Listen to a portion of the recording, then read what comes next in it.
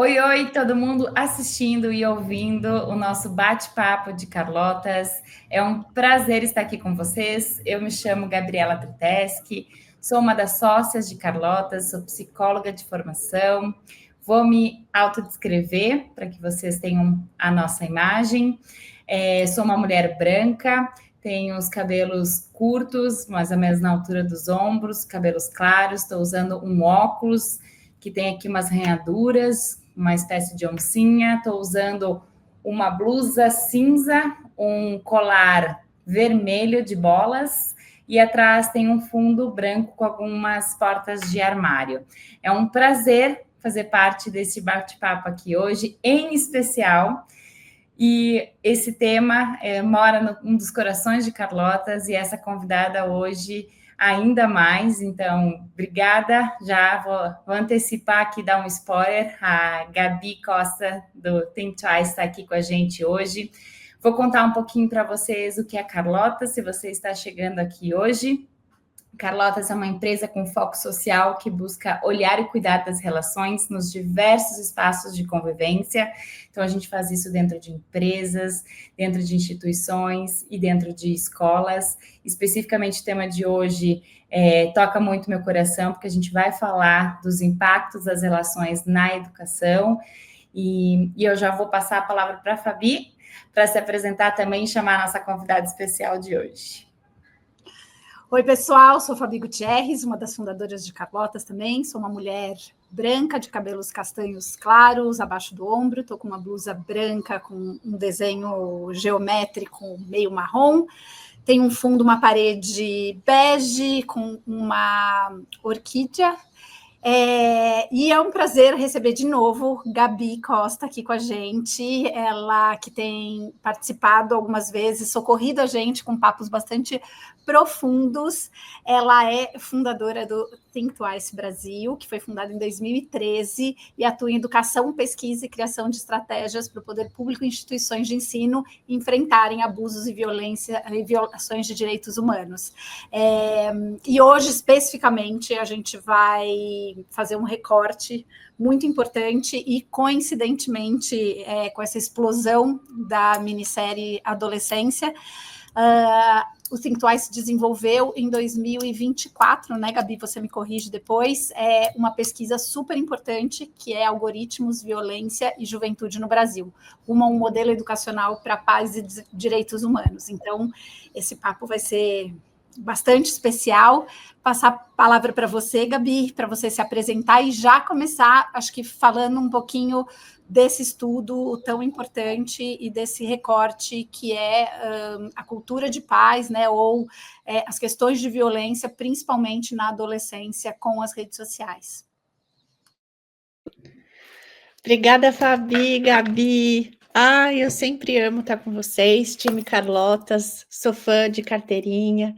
É uma honra, até porque a gente construiu uma amizade muito incrível, então acho que ocuparmos esses espaços juntas é também uma prova de como é importante a sociedade civil se articulando de maneira colaborativa para a gente enfrentar esses problemas, porque ninguém sozinho vai conseguir mesmo, né? Eu sou Gabi Costa, eu estou vestindo uma camisa de linho verde, eu sou uma mulher branca, de cabelos castanhos escuros, estou usando um óculos marrom, e no meu fundo tem uma parede meio branca, meio creme, e tem 2 quadros pintados pelo meu artista predileto, que é o Francisco, meu filho. Quem quiser saber referências, brincadeira, é só uma criança de 4 anos, gente, mas é uma mãe coruja.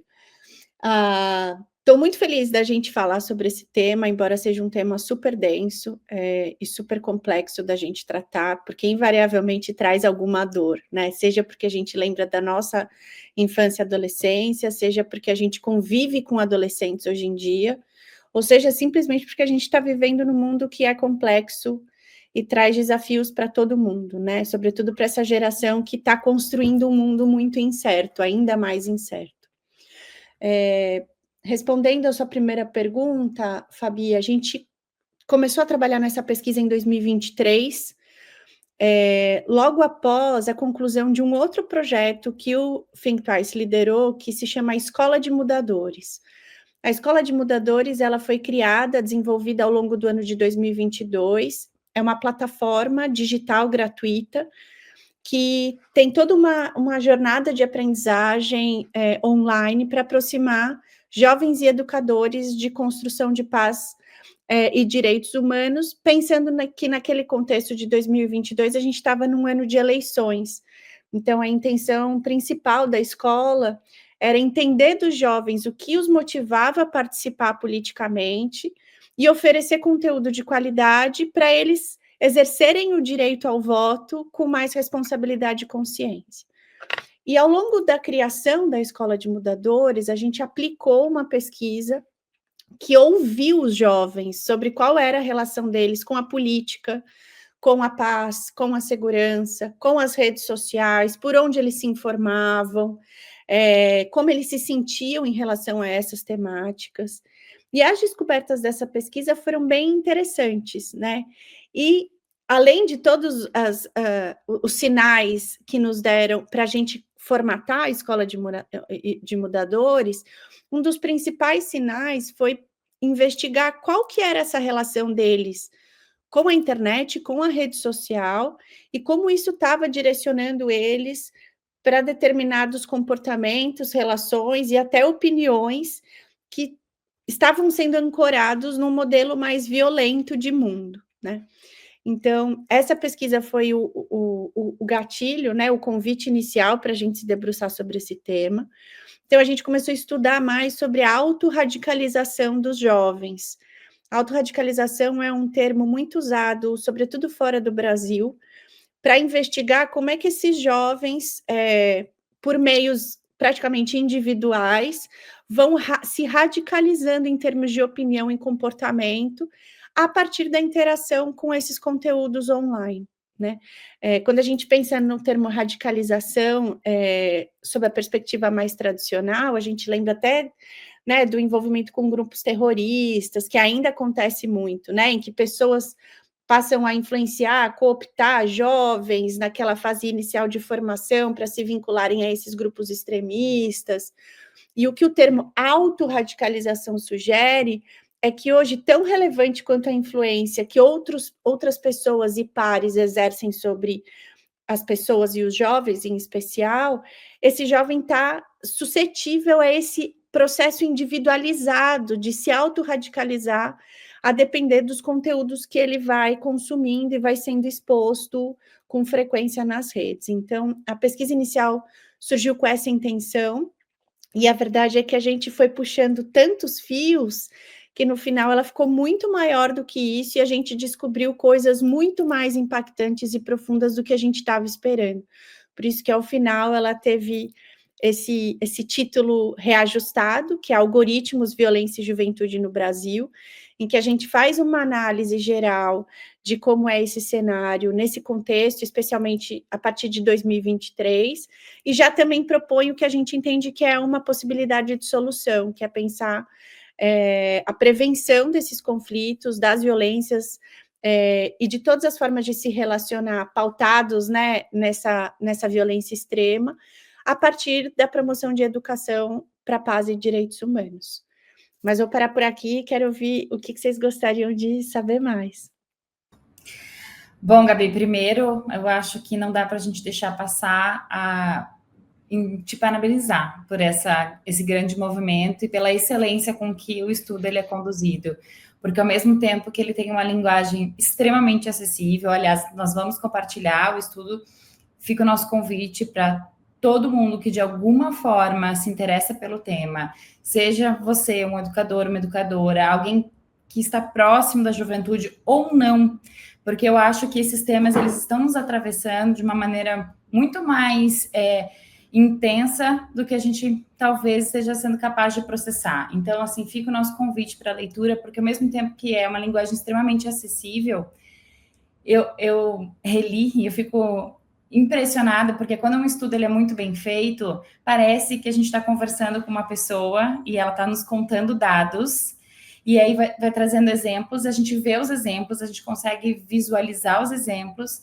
vocês, inclusive, ao levantar, receberam, né, algumas expressões violentas para com o estudo, o que mostra o quão necessário, quão real é. A gente não está buscando pelo em ovo, está na superfície, basta a gente parar um pouquinho para visualizar.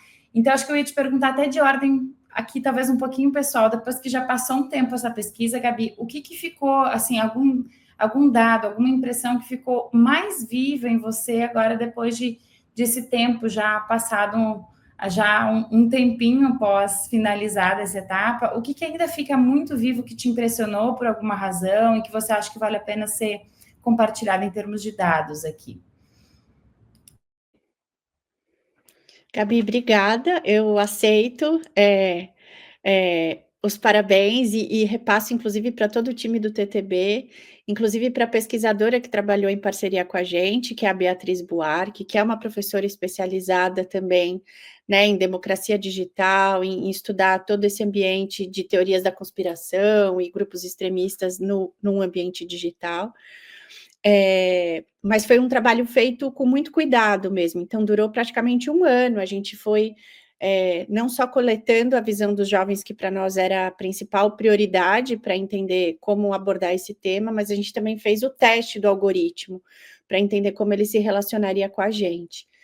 E aí, acho que passado esse 1 ano do lançamento oficial, o lançamento oficial foi em fevereiro de 2024, em que também era um contexto muito sensível, né? A gente estava discutindo, começando a discussão sobre as políticas de regulação e moderação das redes sociais, né? O envolvimento das Big Techs como parte responsável por esse enfrentamento das violências. Então, era também um momento muito propício, ainda que a gente saiba que são cíclicos, né? Essas fases são cíclicas, os temas eles vão vindo e vão voltando em outras intensidades. O que me marca desde lá e que me parece absolutamente pertinente também ao contexto que a gente está vivendo hoje é a descoberta de que a exposição contínua aos conteúdos de violência e violência extrema e evidente é um fator elementar para a dessensibilização desses jovens, né? Então, quanto mais eu sou exposto a conteúdo de violência, seja ele qual for, em qual dimensão ele alcance, mais chance eu tenho de naturalizar essas violências diversas, né? E eu sempre digo que eu acho que o que é a grande diferença que o ambiente digital introduz nessas gerações que já foram formadas e cresceram fazendo esse uso irrestrito, né, das redes sociais e do celular, é que antes, as gerações anteriores, como a minha, por exemplo, e a de vocês, a gente estava exposto às violências do nosso contexto, né? Do nosso contexto familiar, do contexto social, urbano, né, que a gente vive. Então, a nossa experiência da violência estava limitada ao nosso contexto individual, né? Fazendo aí a ressalva de que, para muitos de nós, a primeira experiência com a violência é sempre dentro de casa, seja com a nossa família ou agora seja com o celular, né? Porque você não precisa sair de casa para ter isso agora. E o que essa nova geração que teve esse contato irrestrito com as redes desde o início, desde a infância, né, tem de diferente, é que eles conseguem acessar outras dimensões de violência absolutamente impensáveis e inimagináveis para o contexto individual deles pela tela do celular, né? Então, o que antes era muito distante e provavelmente essa criança ou adolescente em fase de formação iria acessar lá na frente ou numa situação, né, de risco ou porque assistiu na televisão ou viu num filme, agora ele recebe com muito mais antecedência num contexto absolutamente sensível, que é um contexto de formação e maturação do cérebro, né? Então, o impacto que isso tem, o impacto emocional, físico, em termos de composição, de visão de mundo, de ferramenta, de padrão de comportamento e relação, é super aprofundado, a ponto de desensibilizar essas crianças, adolescentes e jovens, e minimizar o impacto, o efeito que essas violências têm no cotidiano delas. Então, acho que essa é a descoberta que ainda hoje me chama muito a atenção e que eu consigo perceber também no meu dia a dia trabalhando com adolescência e juventude, principalmente, né? Como essa exposição contínua, ela rouba da gente, ela sequestra da gente a chance não só de se encantar com o mundo, mas também de se sensibilizar com o que não vai tão bem a ponto de querer exercer algum poder transformador. O Gabi, acho que pegando um pouco do que você falou, uma das coisas que eu acho que mais... não sei se me assusta, me chama mais atenção, enfim, para mim eu acho que um ponto central, né, que são essas violências cotidianas e amplificadas, né? Então, no próprio estudo diz que em 12 dias, né, os vídeos vão mudando de característica, ou seja, vai intensificando a violência. Vou até ler aqui um quote que tem, né? Vídeos discriminatórios de cyberbullying foram gradualmente substituídos por vídeos contendo apelo explícito de violência, que eu acho que está muito ligado com o que você está falando. Nunca começa com uma violência explícita, e a gente sabe que no cotidiano dificilmente vai ter algo muito forte logo de cara. As violências vão sendo construídas nas relações, né? E acho que a velocidade que isso que acontece na internet, ela é muito grande e ela acelera processos, né? E a formação e o posicionamento desses jovens de uma outra maneira, de uma dimensão muito, muito forte, né? Então, quando a gente começa a ver, eu me lembro, o Antônio era pequenininho, ele devia ter 1, 2 anos.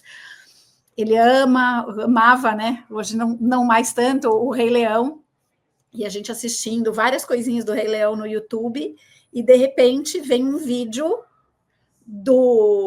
como é que chamava lá? O macaco que levanta o Rei Leão, o Simba, né?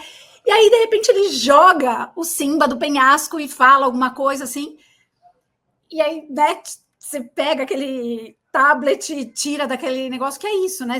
Uma coisa vai levando a outra, e aí o algoritmo vai entendendo, e os vídeos e as postagens são muito bem pensadas nesse sentido, de linkar com a temática, para que você vá aos poucos, né, indo para um outro tema, um tema similar, e acho que esse é o grande perigo, né? Porque aí você vai vendo algo um pouquinho pior, um pouquinho mais grave, um pouquinho, e aí você vai se sensibilizando, e a hora que você viu, você já tem uma opinião formada, você está muito mais violento, você agride. Então, as próprias questões que a gente lida das relações, né, com diversidade, por exemplo, elas acabam sendo construídas e consolidadas, os preconceitos dentro desse universo. Então, não sei se eu tenho especificamente uma pergunta, mas isso, para mim, é uma das coisas que me faz pensar muito, a velocidade como os algoritmos vão levando você a formar uma opinião que inicialmente você nem queria, nem sabia, nem estava pensando.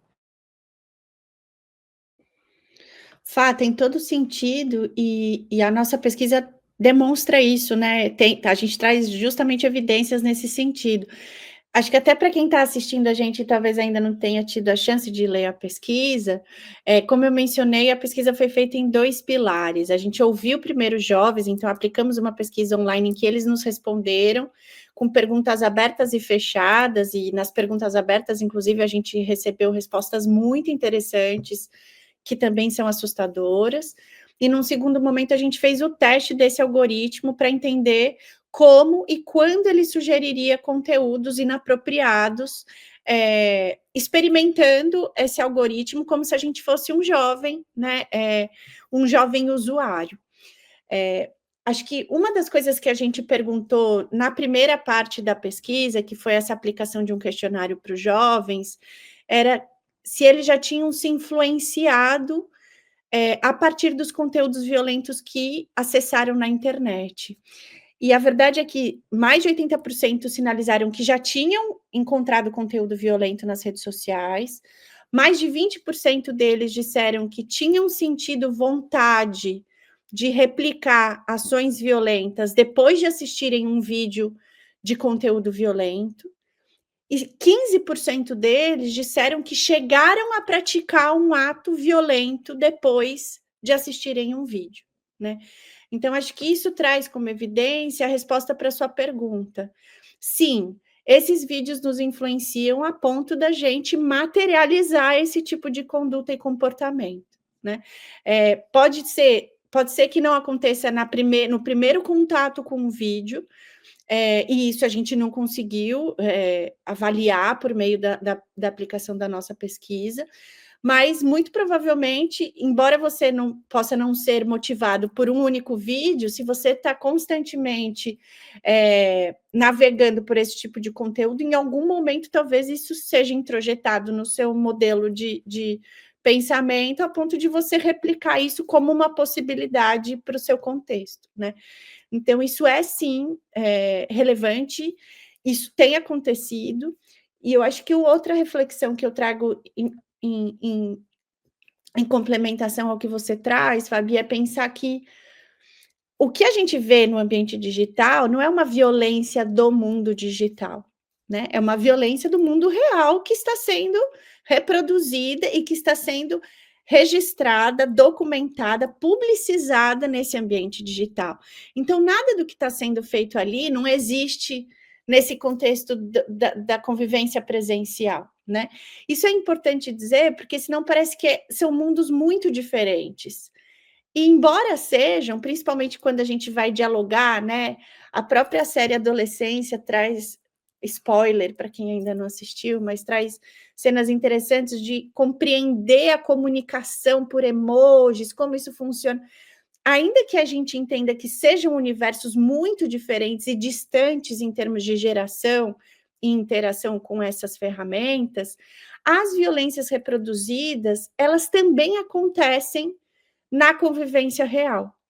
Então, uma das sugestões que a gente traz dentro da análise dessa pesquisa como ferramenta de prevenção e de resolução desses desafios é justamente repensar os nossos comportamentos e relações violentos para além do ambiente digital. Porque se a gente consegue revisitar e reequilibrar, né, reintroduzir novas formas de se comportar e se relacionar baseados na não violência, isso certamente vai refletir também o uso das redes, né?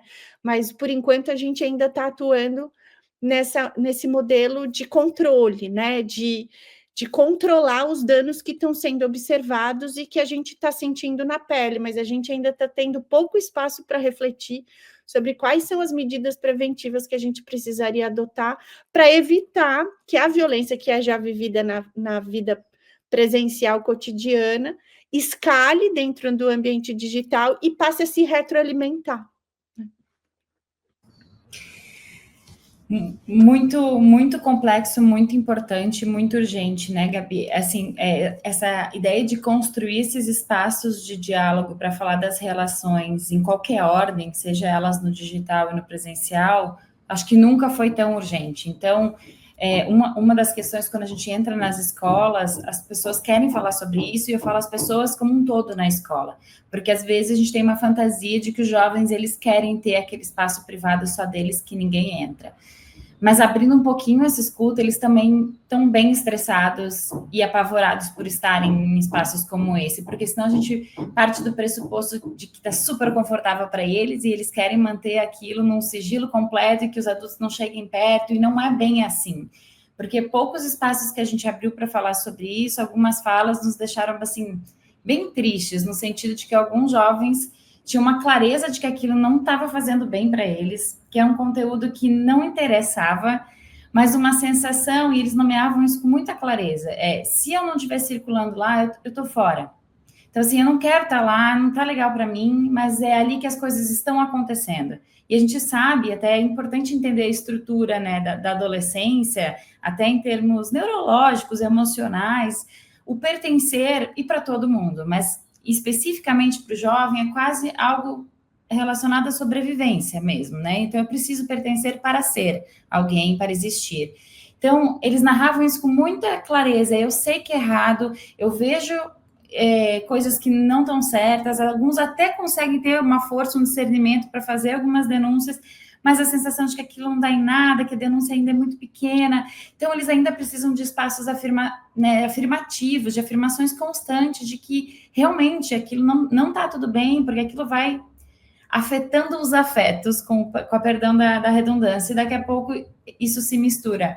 Então, vi isso muito claro nas conversas, Gabi. Eu não sei se dentro da pesquisa vocês também sentiram essa ambiguidade. Isso aparece em algumas narrativas, principalmente em casos de denúncia, mas não sei se você pode comentar um pouquinho mais sobre isso, sobre abrir esses espaços para escutar eles diante disso.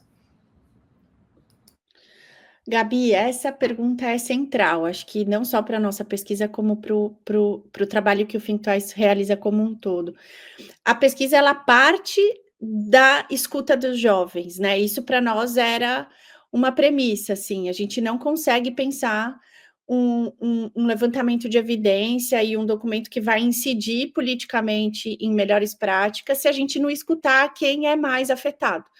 Então, isso para nós foi o ponto de partida. Como você bem disse, a própria pesquisa já demonstra que foram muitos os relatos da importância deles falarem e deles se sentirem escutados. A gente recebeu comentários do tipo, eu adorei preencher essa pesquisa, que bom que eu pude preencher, foi muito interessante. O que também quebra um pouco aquela nossa ideia de que eles não estão nem aí, eles não vão tirar 10 minutos para preencher isso, pelo contrário. E acho que sua pergunta casa também com o que a gente tem trabalhado muito forte nos últimos anos aqui no Think Twice, Gabi, que é a agenda de juventude, paz e segurança. É uma agenda que é fruto de uma resolução do Conselho de Segurança da ONU, a resolução 2250, que está juntinha ali com a outra resolução de mulheres, paz e segurança, e que são dois instrumentos internacionais previstos no Conselho de Segurança da ONU, que estão olhando para o impacto dos conflitos violentos para as mulheres, para as crianças e para a juventude, considerando que essas são as populações que experimentam de maneira desproporcional o impacto da violência, das crises climáticas e tudo mais. Quando a gente traz essa agenda para o nosso território, né, e para além do nosso território, né, a gente percebe que a segurança digital, a segurança, os ataques cibernéticos, né, a regulação dessas grandes indústrias de tecnologia, empresas de tecnologia, isso são ameaças globais, elas não se encerram num território único, né? Então, o que essa agenda sugere a gente precisa do protagonismo da juventude para pensar políticas de moderação, de regulação, mas, sobretudo, para pensar políticas de prevenção de conflito e construção de paz e segurança nos espaços que elas ocupam, né? E a gente pouco considera a juventude nos processos de formulação de política, seja da política institucional, seja das políticas organizacionais, das próprias comunidades escolares, né? Essas políticas e processos, eles são sempre formatados pelas pessoas que estão ocupando o espaço de tomada de decisão mais estratégica e são implementados quase que como, né, de cima para baixo e às vezes não tem sentido nenhum para quem está vivenciando a implementação dessas políticas e processos. Então, acho que uma das recomendações que a nossa pesquisa faz e que está sendo simplesmente reforçada pela nossa experiência em campo, né, trabalhando com escolas públicas, trabalhando com grêmios estudantis, criando ferramentas de construção de paz e segurança nesses contextos, é incluir, de fato, a juventude nos processos de tomada de decisão e construção de políticas, né? E a gente tem evidências já sinalizando que quando os jovens são incluídos nesses processos, as políticas e processos são mais eficientes, porque fazem sentido, né, para todo mundo que está envolvido, são inovadores, porque estão trazendo outras visões de mundo que estão mais frescas, que às vezes são simplificadas, que estão à frente do que a gente já consegue imaginar, e são muito criativas, né? Então, eu acho que um dos chamados interessantes, que eu deixaria aqui de convite final, eu diria, é isso, é a gente pensar que os desafios estão postos e a gente já vive num contexto de conflito violento, né? E de crises, de ameaças. A gente precisa agora pensar como é que a gente vai prevenir isso.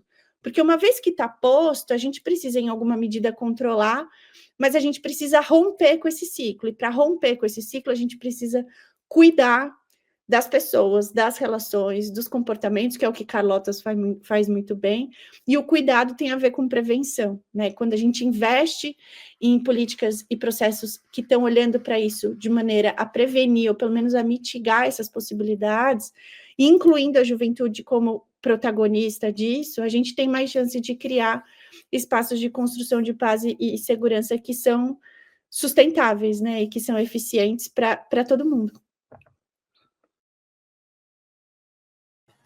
Bom, vou fazer o papel da Carla aqui, controlar o tempo. Acho que esse papo é um papo para horas, dias, anos, né? Porque são as relações e como que a gente consegue cuidar nos diversos aspectos e principalmente olhando as grandes mudanças, né?